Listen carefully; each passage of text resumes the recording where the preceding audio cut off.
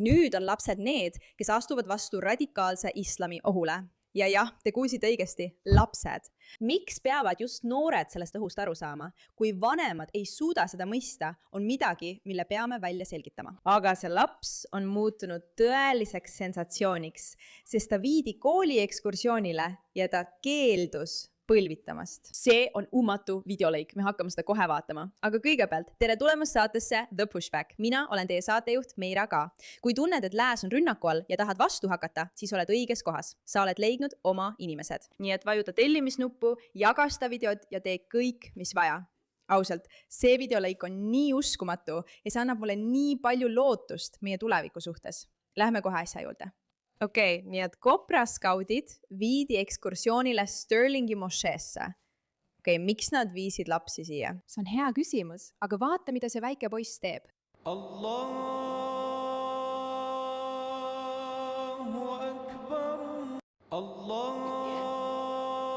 Kas sa näed seda? See väike poiss ei tee seda. Ta keeldub, sest see ei ole tema religioon ja ta tunneb, et ta ei peaks seda tegema. Ja temast saab täielik interneti sensatsioon. Ma mõtlen ainult sellel videol on 1,7 miljonit vaatamist. Aga ma olen seda näinud igal pool oma voos, sest inimesed on vaimustuses lapsest, kes mõistab oma väärtusi piisavalt hästi, et öelda, see ei ole õige, ma ei usu sellesse. Ma ei kummarda praegu, aga huvitaval kombel ei ole see ainus laps. Kuigi teda ülistatakse tohutult, olen ma leidnud hulgaliselt kaadreid väikestest lastest, kes ütlevad, et aitab küll seal, kus täiskasvanud ei käitu täiskasvanulikult. Meie käitume. Ja mina isiklikult armastan seda täiesti, sest need lapsed on meie tulevik. Ja kui me suudame neile õpetada vajalikku isamaalisust, siis võib meil veel lootust olla. Ma ei suuda sõnadesse panna, kui väga ma neid videoid armastan. Koolides survestatakse meid õppima islami kohta ja nende inimeste kohta, kes siia tulevad. Ma ei taha sellest õppida. Ma tahan õppida oma kultuuri, oma uskumuste kohta ja olen uhke, et olen inglane. Koolid survestavad meid õppima teiste kultuuride kohta ja ma ei taha seda. Ma tahan õppida oma kultuuri kohta. Ja me kõik peame endalt küsima, miks koolid üldse suruvad neid ideoloogiaid lastele peale. See on juba iseenesest probleem, sest ma luban teile, et islamikoolid ei suru oma lastele inglise väärtusi peale, aga me vaatame seda kohe. Kas nad on teile õpetanud õiguste deklaratsioonist? Ei. Kas te õppisite Agincourti lahingust? Ei. Koolis õpetasid nad meile, teate küll, islamist, prohvet Muhammadist ja kõigist nende ideoloogiatest. Nad vaevu puudutasid ristlust üldse. Kas nad rääkisid sulle, kuidas ta oli sõjapealik, kes julmalt tappis? Nad ei räägiks midagi sellist. Ja kui ma proovisin püsti tõusta ja mõnele neist seda öelda, sattusin ma selle pärast pahandustesse. Mind eemaldati koolist mõneks ajaks, sest ilmselt olin ma rassistlik. Ma ei olnud. Ma lihtsalt proovisin. Sa kahtled temas. Ma olen idioot. Ma kahtlen ideoloogia turul. See ei ole õige mõte. Nad üritavad võtta mult ära mu sõnavabaduse koolis. Nad üritavad inimesi vaigistada, mind koolist eemaldada selle eest, et ma püüan püsti tõusta ja arutada islami teemadel, selle vigadest rääkida. Nii et ma ütlen ainult, islam on rahumeelne religioon. Aga kui sa nende raamatusse süvened, saad teada, et see ei ole nii. Muide, see laps on lihtsalt uskumatult sõnaosav ja ma olen väga muljet avaldatud. Kiitus tema vanematele. Aga mõtle selle peale. Mõtle sellele, et mitte ainult ei suruta ideoloogiaid koolides peale, võib-olla ka sinu lastele ja sa ei tea sellest midagi, vaid lapsed saavad aru, et nad ei tohi midagi öelda. Nad ei saa end selle vastu kaitsta. Ja kui sa oled väike laps, kes juba õpib, et suur süsteem vaigistab sind, kui sa üritad millegi vastu võidelda, mida sa pead valeks, siis mõtle, millise täiskasvanu see loob, kui sügavale see väikese lapse psüühikasse tungib. Ja see on selle lapse vanemate tõttu. Ja ma olen valmis oma elu selle peale panema, et nad õpetasid talle, et need väärtused on problemaatilised ja et ta peaks julgema välja astuda ning tal on nende toetus, et ta peaks saama asju välja öelda. Just sellist tööd peavad vanemad oma lastega tegema, kui lapsi survestatakse neid ideoloogiaid uskuma, eks. Ma tuletan teile meelde, et islamistid ei tagane sugugi ja meil on veel videoid lastest, kes sellele vastu astuvad, mis mulle väga meeldib. Kuigi see, et see üldse vajalik on hullumeelne, aga see annab mulle nii palju lootust. Aga enne kui me seda vaatame, paar sõna meie sponsorilt. Ma tean, et sa oled märganud, et mu nahk näeb imeline välja ja ausalt öeldes mul pole mingit erilist rutiini. Mul on lihtsalt üks väike saladus. ma hakkasin igapäevaselt kasutama OneSkin OS One'i ja aja jooksul on mu nahk tõesti muutunud siledamaks ja tervemaks. Ja teie olete seda märganud. Mis teeb OneSkini eriliseks, on see, et see on loodud sihtima neid zombirakke, vananevaid naharakke, mis lakkavad korralikult toimimast ja põhjustavad peeneid kortse ning tuhmust. Mitte, et ma vanaks jääksin. Tulemusi toetavad 4 eelretsenseeritud kliinilist uuringut, üle 10 000 viieterni arvustuse ning isegi Bloomberg tunnustas neid kui naha nooruslikkuse eestvedajat. Ja mul on nii hea meel, et nad on minu sponsorid. Üle 10 aasta kestnud pikaealisuse uuringute tulemusena sündinud OneSkini OSO1 peptiid on tõestatult suunatud vananemise nähtavatele tunnustele, aidates sul saavutada oma kõige tervema naha nii praegu kui ka vananedes. Piiratud aja jooksul proovi OneSkini 15% soodustusega kasutades koodi MEIERA aadressil oneskin.ch/MEIERA. See on 15% soodustus saidil oneskin.ch koodiga MEIERA. Pärast ostu sooritamist küsitakse sinult, kus sa neist kuulsid. Palun toeta saadet ja ütle, et mina sind saatsin. Jah, palun toeta saadet, sest me hindame kõiki oma sponsoreid ja minu nahk, pean ütlema, näeb päris hea välja. Aga keda huvitab nahk, kui peame nägema laste indoktrineerimist? Näete, mis selle juures huvitav on see, et islamistid on mõistnud laste indoktrineerimise tähtsust. Ja see on video mehest, kes elab Jaapanis. Kuulame, mida tal öelda on. See on Pakistani lapsevanem. Nii et kõik võivad minna Jaapani kooli. Kooli minna? Jah, ma käin. Meie pojal on islamiõpetaja.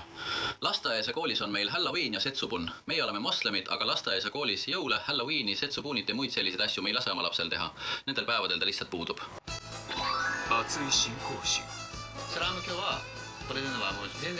Islami usundis ei ole üldse kingitusi, nii et ma tahaksin kingitusi saada. Ma tahan seda. Ma tahan uut Maci. Ma ei tee seda üldse.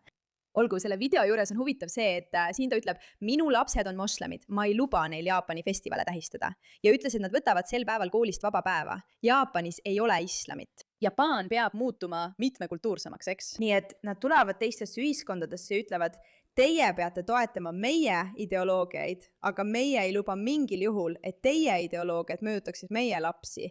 Me oleme siin, et üle võtta. Me arvame, et Jaapan peab olema mitmekultuursem. Nüüd saate vaadata meie videoid Jaapani kohta, sest nad teevad suurepärast tööd islami äärmuslaste ülevõtmise peatamisel. Aga mõtle sellele võrdlusele, eks? Mõtle sellele videole sellest väikesest šoti poisist, keda viiakse mošeesse selle ideoloogia tähistamiseks ja kes tõuseb püsti ning saab aru, et midagi on valesti. Ning sellele videole, kus mees ütleb, ma ei lubaks kunagi oma lastel Jaapani kultuuri tähistada. See oleks kohutav, see oleks ohtlik. Ja see on nähtus, mis on kestnud juba aastaid, eks? See ei ole midagi uut, see ei ole midagi üllatavat. See on aastast 2018, kus Taani lapsed saavad koolis islamiõpetust. Kas sa tead, kui kaua nad on seda teinud? Kui kaua nad on püüdnud tulla meie kultuuridesse ja haarata meie lapsi? Eks, seal on üks väike laps, kes õpetab neid ja kõik õpivad kummardama ja palletama. Ma pean jälle ütlema, et ma olen täiesti selle poolt, et lapsed õpivad erinevate kultuuride kohta. Ma arvan, et see on lastele väga hea asi. Ma mäletan, kuidas ma lapsena õppisin Aafrika, Hiina ja Tai kultuuride kohta ning sain isegi võimaluse neid külastada ja seda kõike lapsena kogeda. Erinevate inimeste olemasolu ja nende tundma õppimine on lastele väga hea. See on nii põnev ja arendav. Küsimus on aga selles, miks seda neile peale surutakse nende enda väärtuste asemel. Ma teadsin alati, millised on minu väärtused, milline on ühiskond, kus ma pärit olen, millesse ma usun ja mind paelus teada saada, et on ka teistsuguseid inimesi. Mul ei öeldud kunagi, et teised inimesed on minust paremad ja et kui ma julgen nende kohta midagi öelda, siis satun ma pahandustesse ning mul ei ole lubatud oma enda väärtustest rääkida ega neid tähistada. See ei olnud ideoloogia, mida mulle peale suruti, aga just seda tehaksegi nendes koolides, eks? Ma mõtlen, see ei toimu ju ainult koolides. See toimub ka skautides, eks? Erinevates huviringides, väikestes sotsiaalsetes klubides surutakse neid ideoloogiaid samuti lastele peale. Sa ütled... Allah, see tähendab, et sa tellisid selle. Jah, ma kavatsen selle tõlkida.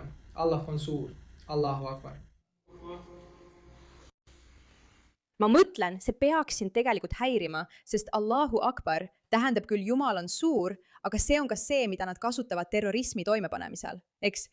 Nii et mida sa nendele väikestele lastele õpetad on see, et jah, te olete koolis. Allahu Akbar. Lihtsalt ütle seda lauset ilma mõistmata, et kui sa oled avalikus kohas ja kuuled kedagi hüüdmas Allahu Akbar, siis oled sa tõenäoliselt suures hädas. Siin kujutatakse seda lihtsalt positiivse asjana. Läheme kõik kokku ja vaatame seda imelist asja. Aga jällegi on just lapsed need, kes sellele vastu astuvad. Vaata seda imelist väikest last. Tere tulemast Wiley ISD kooli nõukogusse. Minu nimi on Leland Saunders. Ma tahan lihtsalt rääkida islami tõelisest kurjusest. Ja miks see ei tohiks tungida Texasesse ega Ameerika Ühendriikidesse üldiselt. Kristusest sai kõige levinum religioon 15. kuni 17. sajandini. See juhtus seaduste muutmise, evangeeliumi kuulutamise ja populaarsuse kasvu tõttu. Islam püüab täna teha sama, kuid surmava jõuga. Üheks näiteks on 2015. aasta Liibüa hukkamised. Islami riik avaldas video, kus näidati 21 kristlasest migrandi pea maha raiumist, kuulutades nad uskmatuteks. Ja islaam teeb täpselt sama ka uskmatutega selles riigis, mis on muide Jumala maa. Kas sa saad aru, et sul on väike laps? Kui vana ta on? Isegi kui ta on 15, on sul ikkagi väike laps. Ta peab olema umbes 11 või 12, kes mõistab, millise ohuga me silmitsi seisame. Nüüd, ma naeratan selle peale, sest ma olen tema julguse üle nii uhke, aga samas tunnen ma ka tõelist südamevalu selle pärast, et 11-aastane laps peab sellist koormat kandma. Selle fakti raskus, et islaam tahab uskmatuid hukata ja need inimesed tulevad tema kooli. Neile, kes seda lugu ei tea, Texases Wiley ISD koolis seadis moslemi vennaskonnaga seotud rühmitused lõuna ajal üles dawa laua, kus jagati õpilastele koraane, hidžaabe ja šariaadi seaduse voldikuid. Vanemad on täitnud 3 koolinõukogu koosolekut, nõudes vastuseid ja lahendusi, eks. Nii et see kartmatu 12-aastane poiss Palmasvillist varastas kogu tähelepanu. Ta on 12-aastane ja see on see, mida ta ütles. Ma lihtsalt ei suuda uskuda, et üks väike laps sellest aru saab, aga samas on see nii kurb, sest see tähendab, et vanemad ja täiskasvanud ei tee midagi. Piisavalt head tööd, et nõuda vastuseid ja peatada selle sissetungi toimumine, kui sul on vaja, et 12-aastane laps muretseks selle pärast, et teda ühel päeval hukatakse uskmatuna. Mitte kõik meist. Juba Dearbornis, Michiganis või kuulda valjuhääditest edastatavat moslemi palvekutset. Palvekutse toimub 5 korda päevas. Miks peavad inimesed, miks peavad Dearborni elanikud linnas Ameerika Ühendriikides kuulama 5 korda päevas valjult edastatavat ideoloogiat, mis tapaks nad, kui nad ei palvetaks samuti vale Jumala poole, kes teeb haiget naistele nagu minu ema ja tüdrukutele nagu minu õde? Kas sa saad aru, et see väike poiss mõistab islami ohte? Ta saab sellest aru, see on geniaalne ja suurepärane haridus. Näed, see laps õppis selle kõik kodus. Ta ei kirjutanud seda kõnet ise, tema vanem kirjutas selle. Ja mida rohkem inimesed suudavad oma lastele rääkida ja neile selgitada, millega me silmitsi seisame, seda rohkem kujuneb neil lastel vanemaks saades loomulikku immuunsust ja aru saama, et neil on midagi, mida tasub kaitsta, midagi, mille eest tasub võidelda. Aga tegelikult toimub vastupidine. Vanemad ei ütle eriti midagi. Nad kardavad olla rassistlikud. Nad ei võitle tegelikult vastu. Nad ei tea täpselt, kuidas seda teha. Ja siis lapsed näevad seda kõhklust ning õpivad sellest. Iga üks neist lastest, kes püsti tõusis, see laps koolis, see laps protestil, see laps esindajate ees, õppis kodus, et nad teavad oma väärtusi kaitsma. Ja see on täiesti imeline. Lõpetame selle video. Samas kui ISD koolid lasevad neil samadel ideedel jõuda ka minusuguste lasteni. Ma olen varemgi sellel poodiumil seisnud ja juhatust kõnetanud teie järedate tegude pärast, lubades islami organisatsiooni. Miks islam? Teie sööklas, kui nad jagasid õpilastele hidžaabe, koraane ja šariaadi seaduse voldikuid ilma teie teadmata. Ma küsisin juhatuselt selle kohta ja kuidas seda tulevikus käsitletakse ja muudetakse. Teie poolt pole peaaegu mingid samme astutud. Aitäh teie aja eest ja ma tahan lihtsalt öelda, eks. Nii et see laps seisab sõna otseses mõttes vastu inimestele, kes teesklevad, et nad midagi teevad, aga tegelikult ei tee. Ja just selles seisnebki meie olemus. Lapsed astuvad vastu ja teevad seda sellepärast, et täiskasvanud astuvad vastu ning nad õpivad seda kodus, mistõttu panevad ka teisi vastutama. Ja mina isiklikult tähistan seda. See, et lapsed peavad selle pärast muretsema, on minu jaoks südantlõhestav, kuid see on ka meie reaalsus.